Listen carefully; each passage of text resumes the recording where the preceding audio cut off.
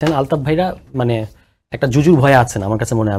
উনি আমার খুব কাছের, কিন্তু ওনারা ধরেন আওয়ামী লীগ আমলে আওয়ামী লীগ বিরোধিতা করেছেন, কিন্তু এখন ওনারা একটা জুজুর ভয়ে আছেন যে বাংলাদেশে একটা ইসলামিক কু ঘটে যাচ্ছে, বাংলাদেশে একটা মৌলবাদী কু ঘটে যাচ্ছে। এই জুজুর ভয়গুলো থেকে এই পজিশনগুলো আসে, যেটা আনু মোহাম্মদেরও কয়েকদিন আগে একটা ইয়েতে আপনি দেখেছেন যে উনি চাচ্ছেন এখন ভালো আওয়ামী লীগাররা এসে আন্দোলন করে আওয়ামী লীগকে ঠিকঠাক করুক। এটা কিন্তু একটা মানে মানে মানে সমস্যা আর কি তাদের এই চিন্তা প্রণালীটা।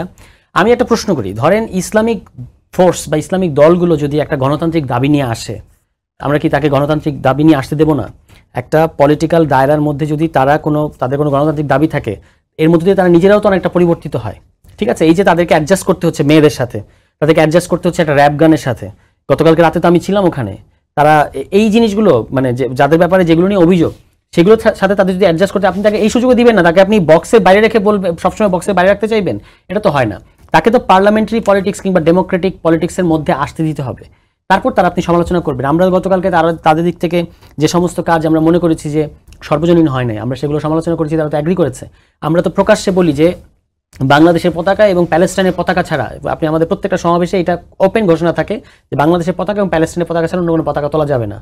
আমাদের মিছিলে তো কেউ মানে হুটহাট তুলতে পারে, কিন্তু সেটা নামিয়ে দেওয়া হয়। ঠিক আছে, তাহলে এই জিনিসগুলো তারা তো অ্যাগ্রি করে, তারা তো এই কনসার্নটা বুঝতে পারে। বাকিটা তো তাদেরকে তাদের সাথে ডায়ালগে যেতে হবে। এতকাল তো নির্মূলের রাজনীতি চলেছে, মানে তাদের সাথে আপনি কোনো কথাই বলবেন না, একই দেশে থাকি, এইভাবে তো চলতে পারে না।